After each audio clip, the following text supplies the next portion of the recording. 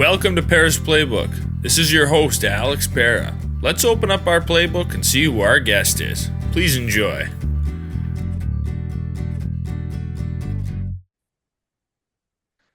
Welcome to episode 113 of Pera's Playbook. Today I'm joined by Shannon Conte, a D1 softball and field hockey athlete at Stonehill. How's it going, Shannon? It's going good. Thanks for having me.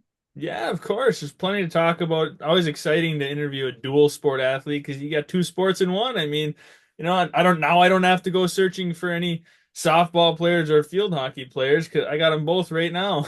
Hey, exactly. Yeah, it's a lot of work, but it's fun. Yeah, well, yeah, we'll definitely talk about that. Lots of work for the people out there who don't. I feel like a lot of people don't understand how much work regular college athletes have. They probably definitely don't understand how tough it is to be a dual sport athlete. Yeah, it's brutal. A lot of rules, but it gets Yeah. done. It gets done.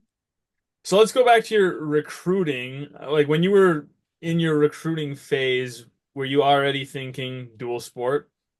Actually, no. Recruiting was awful. Like Oh, every for every like high school athlete going to Division 1, sometimes they realize that like it is a grind. Like being recruited's tough, especially in like women's sports. It's a lot different with like getting that, reach out and going to camps and like doing all that. It starts at such a young age and it's just like such a long, brutal process.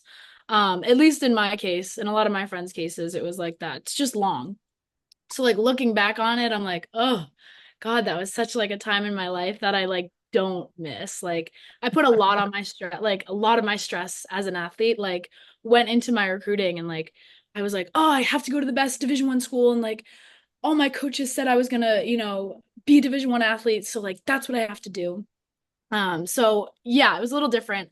I was originally going in playing in my mind, I wanted to play Division 1 field hockey. So I started in 8th grade before there was a rule switch in my year of recruiting where now you can only talk to them it's like a certain month your junior year, you can only talk to them. But that was happening during my recruiting phase. So my freshman year, I was told, hey, there's going to be, this big change. You either can commit to a Division 1 college your freshman year of high school, 8th grade, really, or you can wait and sit until your junior year. And I was like, oh God, like I don't even know where I want to go to high school yet. Like, so you're telling me I need to commit to college right now. And they were like, yep. And I was like, brutal. So I remember going into 8th grade, I was like, all right, I'm going to be a field hockey athlete. Like, that's going to be my thing. And I remember my club coach was like, let's sit on this. Like, let's sit on this for a while. And I was terrified of that. Like, that was so scary to like sit and wait and not be in contact with anyone. Like, you weren't allowed to be in contact or do any of that. So that was really scary. So and I decided to wait and sit on it. So while I sat on it though, softball, I got a lot better and I got a lot more looks and my film started to like pop off and my season started doing really well. And I was like, hold on, hold on, this high school thing's pretty cool in softball. And like, I'm getting a lot of recognition here. And I just like fell in love with the sport again. And I lost that love when I was little due to some bad coaching, which was awful. But now like looking back on it, I'm so glad that I found that love for that sport again. So then my junior year, I was like, I'm gonna go in, I'm gonna look at Division 1 schools for softball and I'm gonna look at Division 1 schools for field hockey. And that's when Stonehill reached out, which was originally a Division 2 school. And I remember I was like, I'm not going D2. Like, I'm gonna pick a sport, whoever gives me the best offer for either sport, that's what I'm gonna do. And Stonehill said, well, we think you're gonna be a game changer, and we know you're gonna be a game changer, but we want you for both sports. And I was like, hold on, this could be really cool. Because Stonehill was in the NE10, which was a pretty competitive Division 2 conference. And I knew if I went there, I was like, I could be like starting my freshman year, breaking records, doing a bunch of different things that like I wanted to be the person that changes a program. And I knew that if I walked into this school, like I could possibly like change a program or just make it better and win a championship, which is something I wanted to do, which at these local Division 1 schools, maybe I couldn't win a national championship, but here I knew I could. So kind of went all in my end of my junior year, and I said, you know what? I love these offers that I have. They're really cool, but Stonehill just kept bringing me back, and I was like, oh man, like I get to play like for my home state, and like I'll be kind of close to home, and it's a small school, so I knew Division 2 then. I was all in on Division 2, which took me a while to kind of like swallow my pride as an athlete because I originally thought, going D1 was like the only option, and it wasn't at all. So going Division 2 was honestly one of my best decisions that I made out as an athlete, and got to go in freshman year and start and absolutely kill it. And then they threw an Uno reverse card at you, and they were like, "Wait, Oh, hold yeah. up! Actually, we're gonna be D1, so you got your D1 wish anyway." Yeah, honestly, and I don't know, it's still always it's tough to talk about like that transition because it was like so shocking that D1 transition. It was the end of our softball season and I came off of a pretty high softball season. I was hurt my freshman year of field hockey. Came in with two torn hamstrings, so absolutely brutal. But was recovered and ready to go for the softball season. So came in the softball season very eager, started my first game, started kept doing well and kept grinding in Division 2 and ended up doing pretty well for our first season as a freshman. But yeah, at the end of that season they said, so everyone, we're gonna sit you down. Our coach sat us down and I'm like, oh, what are we gonna talk about? Like, so exciting. I'm like, we're gonna talk about how great we did this season. She's like, great work this year, but just want to let everyone, I'm like, oh my God, she's quitting. Like, oh no, like our coach is quitting. And she was like, we're gonna go D1 next year.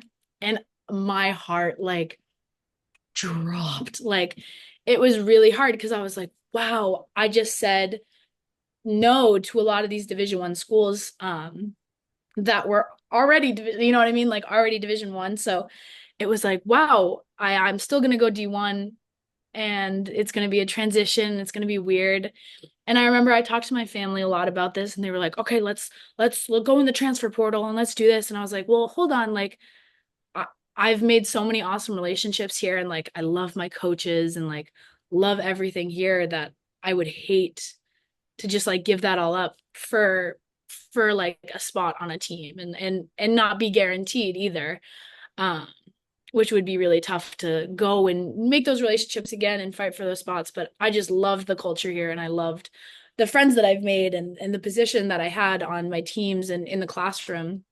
So I was like, I think again, we can kind of be a game changer and start this program off on the right foot because I'm really excited to see where it goes. And so my parents were like, all right, well, if you want to do that, like go for it. And I'm glad I stuck with it. And yeah, stuck with it, joined the NEC, not the NE10. So now we're in the NEC. And that first year was tough. Like my sophomore year was so hard. It was so hard. It was my first season technically as a starting goalkeeper, wasn't hurt anymore. Um, and the Division 1 game is so much different than D2. But we learned quick. And then junior year it got a little better. And now we're in my senior year and it's a lot better. We're doing very, very well, especially in the fall. So I'm really excited to see what the spring brings too. But yeah, we're doing pretty good right now. So I'm glad I stuck with it. Yeah, it's hard to make that transition, right? You got yesterday I had an athlete on and we were talking about different divisions and how like there's definitely teams in each division, like D3 teams that can beat D2 teams and D2 Yeah. teams that can beat D1 teams. But when you make that transition, that's still going to be really, really hard because you've got all these institutions that have like been D1 for however many years, Mhm. and they've got their recruiting roots dug deep for D1, and they've got a D1 culture. And you might have great athletes at your school, and you're like you got a little chip on your shoulder, like we're the new kids on the block, we want to prove Yeah. ourselves.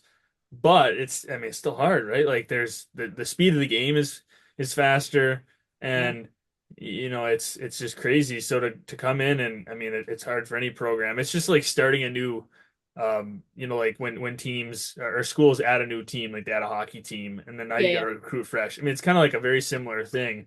Really hard. A lot of schools are doing that though. I see Mercyhurst made the jump too, and University of West Georgia made the jump. And like there's a A lot lot of of people. schools doing it, and then there's some NAIA schools that are making the jump to Division Two, I think.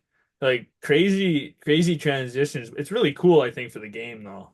Yeah, I think Division One is really going to open up to a lot of new programs, and a lot of people are making those switches in between conferences too. I know Merrimack just switched to the MAC, so we're gonna not see them in softball this year, but we do see them in field hockey. So it's weird, that transition, but yeah, it's really cool. And Mercyhurst, I we had one of our players, she transferred to Mercyhurst, and then they went D1. And I was like, wow, that I like I feel bad for you. Like that stinks. Like I know you wanted to go down to Division Two. And she was like, yeah, but I'm excited to do kind of do what you did and restart this program and start from the ground up. And I think that's so special to take a program and really like be it's like guinea pigs for the first couple of years. Like you're really just grinding and you're showing everyone that's like watching you, like, look what we're doing. Like Yeah. we're doing exactly what you asked us to and more. Like I think a lot of people underestimate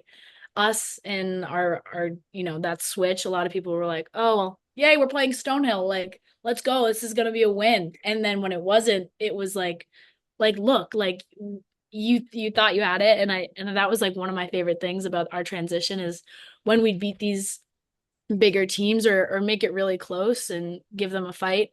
It was like, don't underestimate us because we're coming right back. And it shows, especially today, it shows in our record.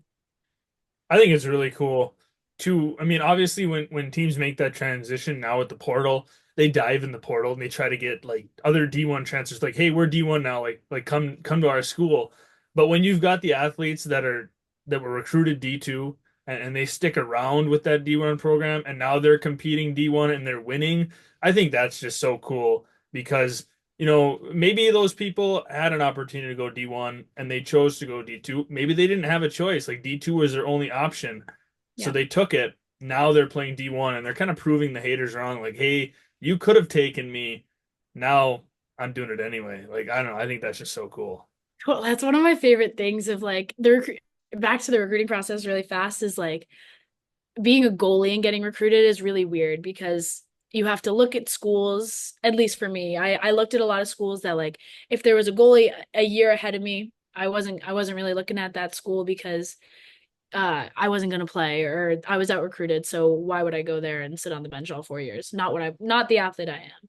And like a lot of those schools that like were like, no, we don't need a 2021 goalie or we don't need a goalie like you or you're too short for our program. Things like that I would get told as an eighth grader where I was like, what? Like this is wild. Like why are you looking at like I just saved like 40 balls in that game and you're gonna tell me that I'm too short? Like, oh, wild, wild, wild. And then we'll go and like play these teams now. And like, I'll look at that coach and I'll be like, oh, we just kicked your butt. And like, you didn't recruit me because you said I was too short, but like, I just outplayed your team. I think that's one of the best feelings like ever is just like showing other people that like, look at us and like, look how far we've came. And yeah, it's awesome. I love it. It definitely is. Well, let's touch on your two sports here a little bit. We'll Yeah. touch on each a little bit. Softball, you've played 126 games over 3 seasons. Probably, I mean, like flew by. Like, I mean, like, is it like when I say 126 games, like, is that like wow, like I've played that many or?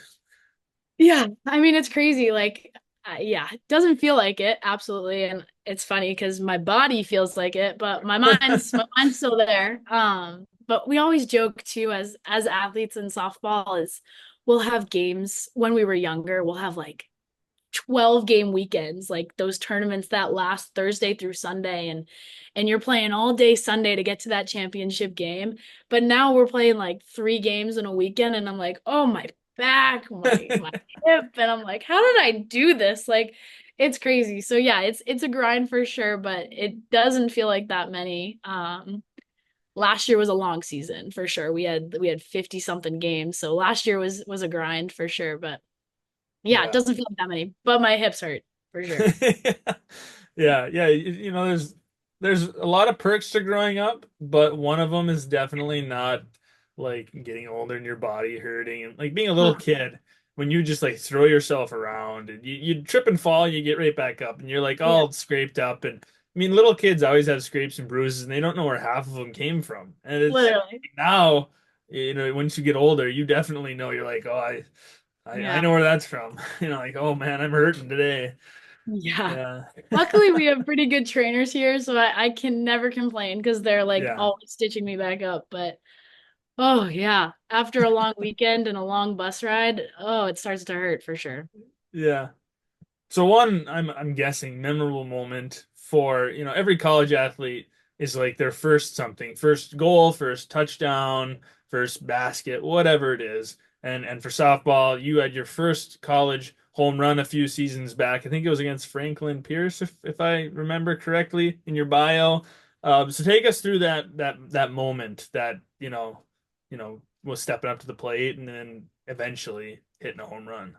Yeah, well, I remember Franklin Pierce was a tough game because Franklin Pierce, I remember like their entire football team was there. It was at an away game. And their entire football team was there. And like playing in front of people is something like I never really have a problem with. I like it. Like I like pressure. Pressure like makes me better. But I just remember they were so loud that game, and I was like, oh no, there's so many people here. And they were saying like some awful stuff. And like it's always funny, like when you hear that in college athletics, like it reminds you of like, why you do it and why you have fans, and they're chirping, and it's funny. And they were saying some awful things. And then I just like turned on that pitch. It was like an outside pitch. I literally remember it. It was an outside pitch and I turned on it and I was like, oh, it's gone. Like I didn't even hit my bat yet. And I remember like finally like it's out of here. And as soon as I made contact, I was like, all right, let's go. Trotting around the bases. Like finally, because in high school, like I was like a home run queen in club. Like I was like the home run kid. Like that was my job, was like, all right, everyone gets on base, Shannon hits them in. Like that's the goal. And I remember like going into college, like I was like, same thing, like nothing's changed. And it's humbling when you get to college, like, oh no, like these girls know how to pitch, or like this isn't high school, like this isn't club, completely different sport. And like obviously, that hit me pretty hard, pretty fast. So it kind of shook my confidence in the beginning of the year as a freshman, starting on the softball team. But once you made that contact and kind of all fell together and felt really good. Can't lie. But Yeah. yeah, now it's coming together and more home runs happen every single year. So hopefully if that trend keeps going, we're gonna hit like a bunch more this year. Fingers crossed. Yeah. Yeah. Yeah. Yeah. You got the weight off your shoulders at least. You know, you can say Yeah. you hit a few, but obviously you want more. Now you want more. I mean, Yeah, I'm hungry now. Hungry now. yeah, exactly. Well, let's jump to field hockey here for a little bit. Yeah. So you're the starting goalie, and I've talked to other field hockey players before, but never goalies, never field hockey goalies. And one thing I've noticed is like compared to ice hockey, the pads look way clunkier in field Yeah. hockey. Is it awkward like to like Oh get yeah. used to moving around in those?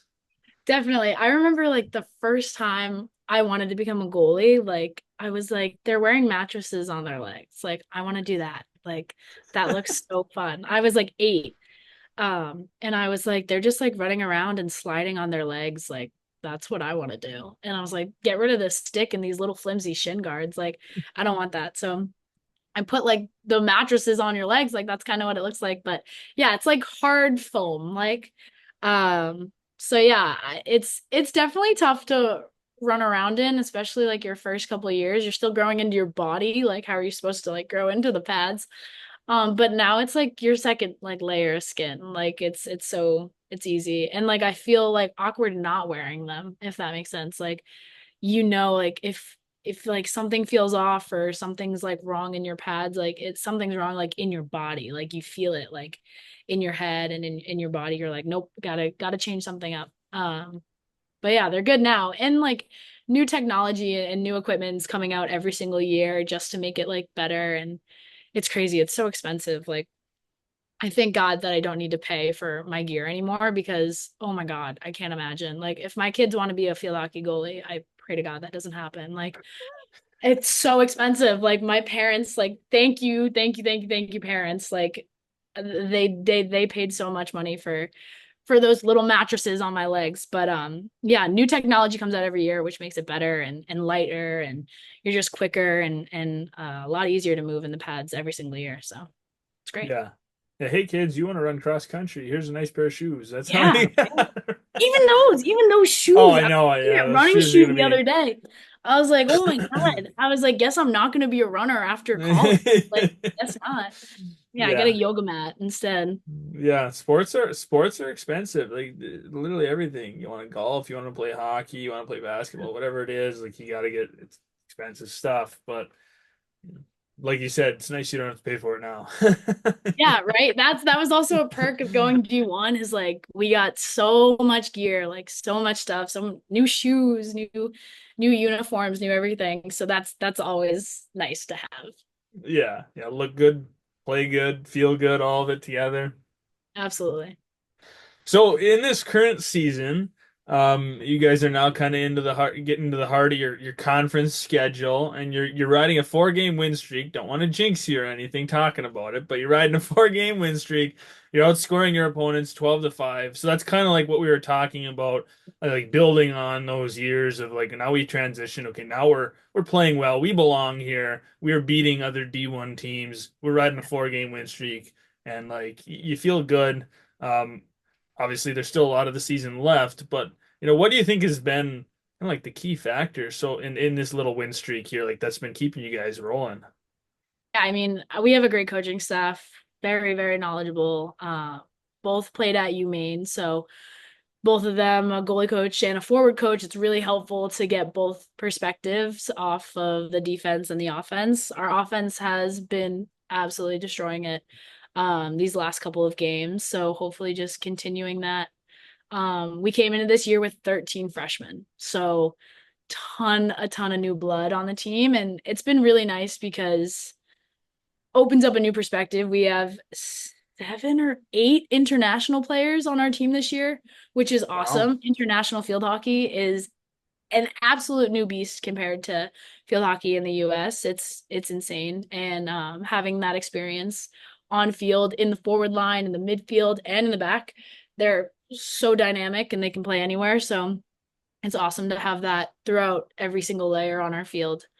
Yeah, so a lot of them start and a lot of them are giant game changers on our team, and I couldn't be more grateful to have them. But yeah, it's nice that, we're breaking records. I just broke the career save record at Stonehill College, and that's been so cool to like go off of. Broke that yesterday. So it's been sick, but I'm glad that like, in the past we've had like just the defense is really strong, and like of course you're gonna have like extremely good offensive pressure, and then some years like, oh, our forwards are really good, or there's always something lacking within our field. But this year everybody's on and everyone's really excited, and we have a absolute huge opportunity to win the NEC this year, knock on wood. So we're really excited to compete in the NEC. Next week we have two NEC conference games. We have Wagner and LIU. So big trip to New York next week. So fingers crossed. Fingers crossed. But exciting stuff really is Again.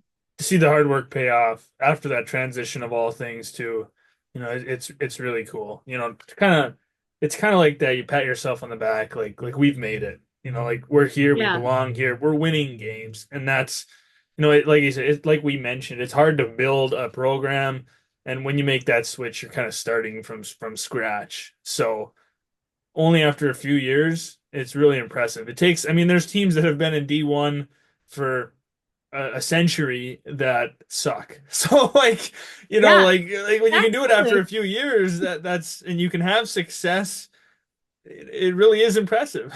Yeah, it's awesome. It's a great feeling too, of just like, oh, finally, like we did it. And like Yeah, all this work that these past teams have done, like for this transition, like it's paying off, and it's glad to be a part of that all 4 years.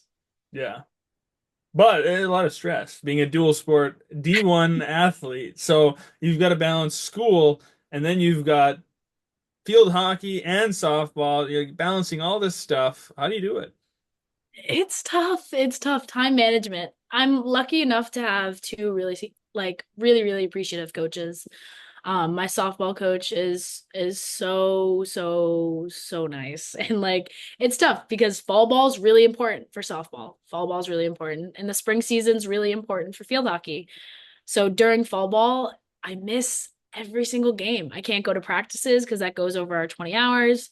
And then the same thing for the spring. I can't go to field hockey practices because we're traveling for softball, we're doing all that. So the sports never cross over. I never play both sports at once, which is helpful. But it's nice to have really supportive teammates and coaches that they come to every single game.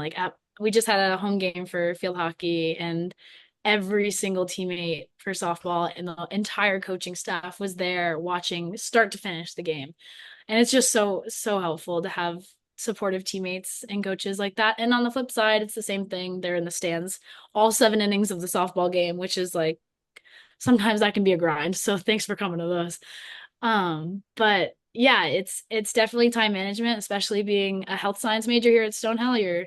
It's a very competitive program, so you're really trying to fight for your grades and you're studying wherever you can on those long bus rides. Just took a 10-hour, 12-hour bus ride to Pennsylvania and then Vermont. So studying the entire time there, you're doing exams on the bus, you're doing homework on the bus, writing labs. I'm in a lab, it's like exercise physiology as a senior. It's one of our senior classes, and like we have to do run tests and do lifting tests. So I'll come off the bus and hit the gym, and but it's the lab, and so we'll just be running, and my body's so tired and like just trying to grind it out and get good grades. So I'm lucky enough to have supportive coaches that understand that, she has to leave this week, or she has to go do this and go move on to bigger things. Can't come to class today because she has lab, stuff like that. Or Shannon looks like she needs a break. Like let's lay off of her for a little bit. Like Shannon's gonna break. Like let's give her a 5 minute break so she can go take a walk or go do stuff like that. But yeah, I'm constantly in their offices trying to keep them updated on how my life is, and constantly in my professor's office. It's a small school, so I'm lucky to have like very, very close relationships with my professors, and they're constantly in the loop. They're coming to games, they're in the stands, so they get it too.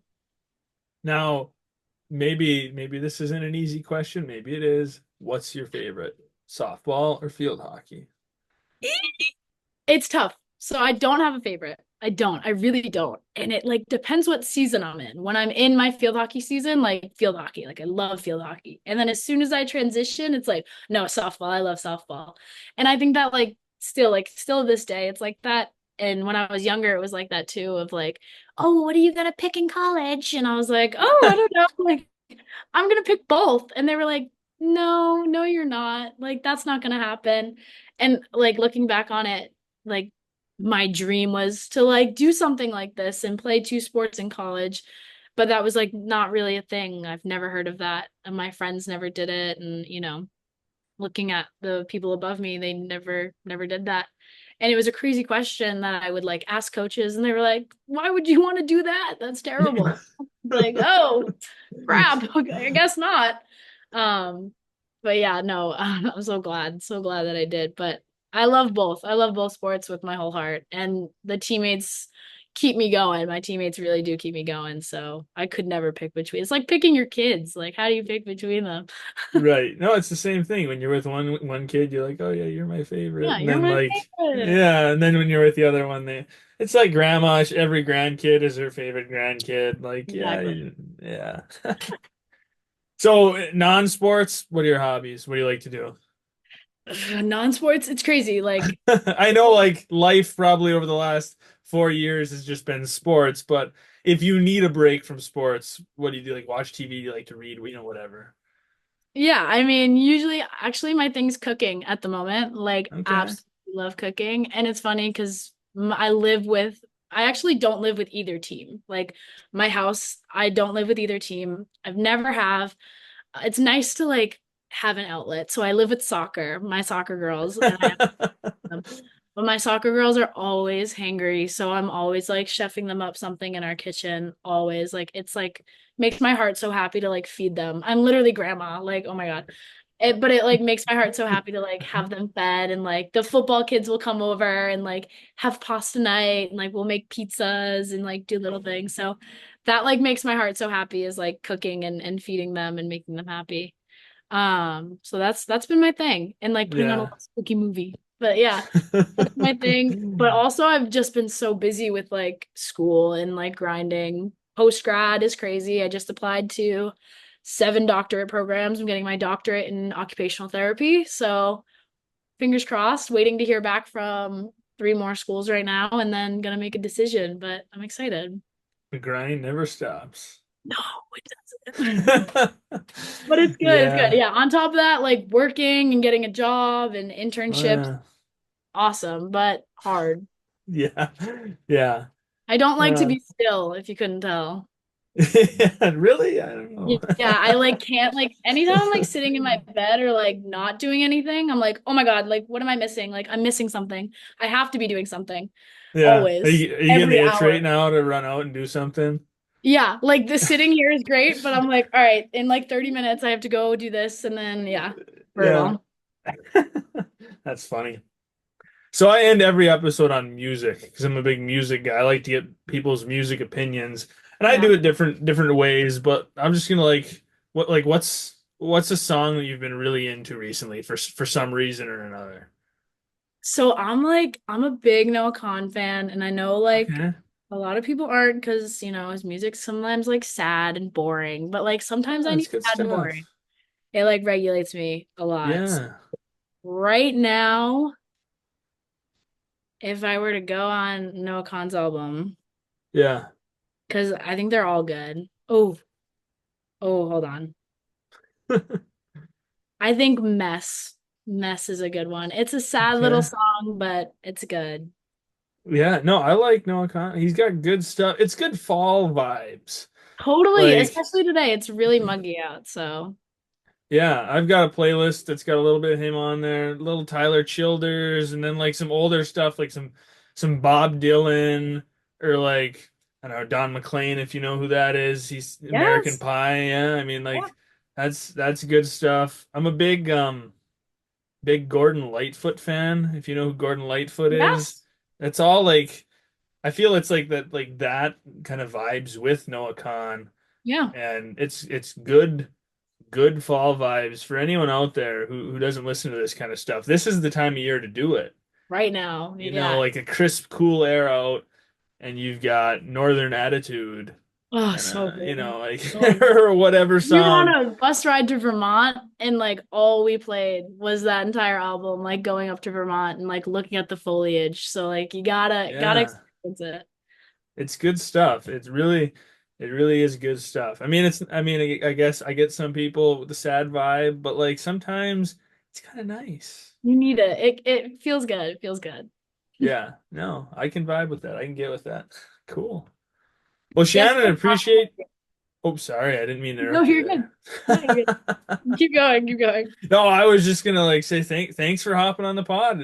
Exciting to I like interviewing dual sport athletes. It's because it's not the norm, like you said. Like, Yeah. I mean, there's a decent amount of people that do it at D3. It's a lot harder to do the higher up you get. So it's cool to interview people, and I appreciate you hopping on the pod. Of course. Thanks for having me.